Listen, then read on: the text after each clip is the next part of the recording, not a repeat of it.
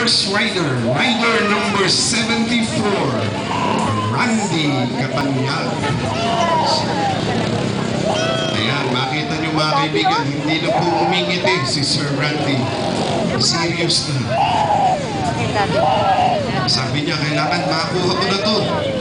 Dahil ang intermediate class po mga kaibigan, ang magwawagi ng third place ay may pa-premium 2,000 piso. Ang second place, 2,500. At ang overall champion on first place, 5,000 pesos. At ang rider na pumapasok na po ngayon mga kaibigan, rider number 55, Reynan Reyes.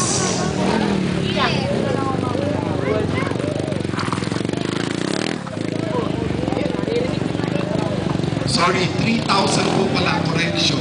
I seated corrected. Patayo na lang ako, I stand corrected. 3,000 po sa first place.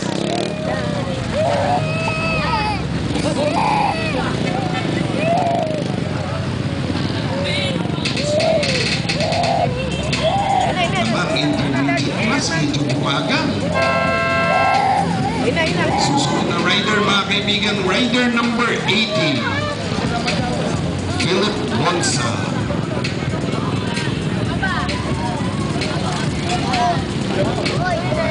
At ang susunod na rider, favorite number ng lahat ng mga riders sa buong Pilipinas at sa buong mundo, rider number 69, Carlos Alarcon, aka the Smooth Operator.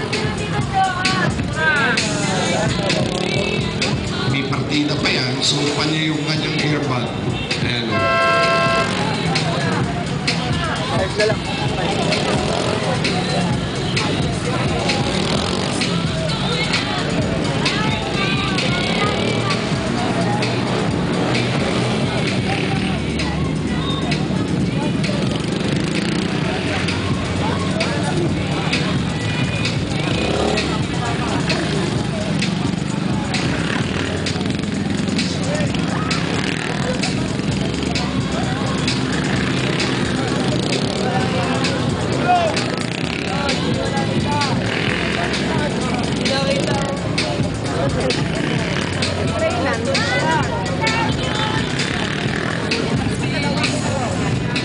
Mukhang may susunod na rider number 28, Mark David Ibarra. Parang nagkakaroon ng pagbabago yung mga novice rider, mukhang mas mabilis pa kaysa sa ating mga intermediate rider.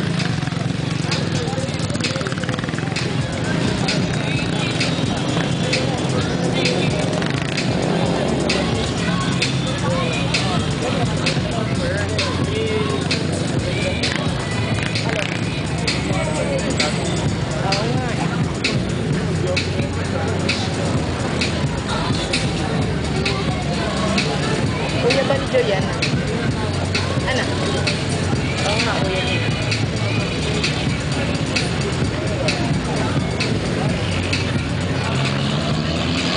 At ang susunod, rider number 72, Malvin de la Cruz.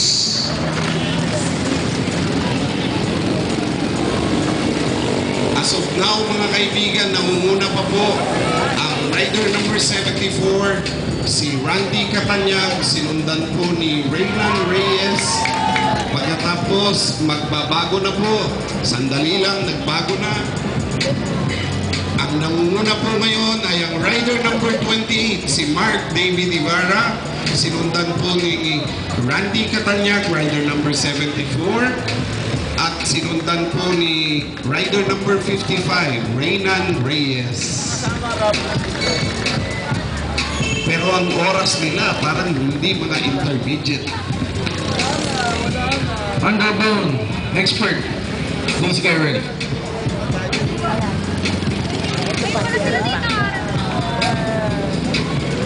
Parang novice. Mas maganda pa oras ng novice. Nagugulat ako. Ay, pagbaba ng pa. O baka medyo nag-hold back na yung mga mga intermediate. Dahil meron sila ibang pinaghahandaan, di ba? Bakit Bakit doon? Mongoloid. Doon ba sa... Okay.